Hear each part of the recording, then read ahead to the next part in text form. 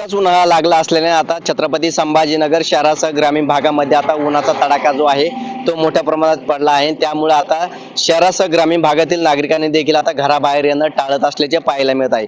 त्यामुळे आता महामार्गावरती देखील आता जे प्रवासी आहे ते प्रवास करताना टाळत असल्याचे पाहायला मिळत आहे। घोषित संचारबंदी निर्माण झाल्याचे चित्र जे आहे ते आता महामार्गावरती झालेले पाहायला मिळत आहे।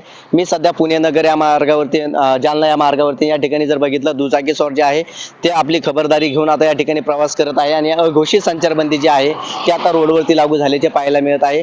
नागरिक जे आहे ते आता सध्या जर बघितलं तर महामार्गाच्या कडेला जे हॉटेल असतील त्या हॉटेलमध्ये शिस्त पेण्यासाठी गर्दी करताना पाहायला मिळत आहे। उसाचा रस त्याचबरोबर रसवंती गृहावरती जर बघितलं तर ज्यूस सेंटर याला मोठी मागणी जी आहे ती आता मागणी निर्माण झाल्याची पाहायला मिळत आहे। त्यामुळे आता नागरिक जे आहे डिहायड्रेशन होऊ नये यासाठी शरीरात थंड निर्माण व्हावा याकरिता उसाचा रस जे आहे ती मागणी करतात। त्याबरोबर जर बघितलं तर मोसंबी ज्यूस असेल इतर ज्यूसाची देखील मोठ्या प्रमाणात मागणी झाल्याची मागणी होताना पाहायला मिळत आहे।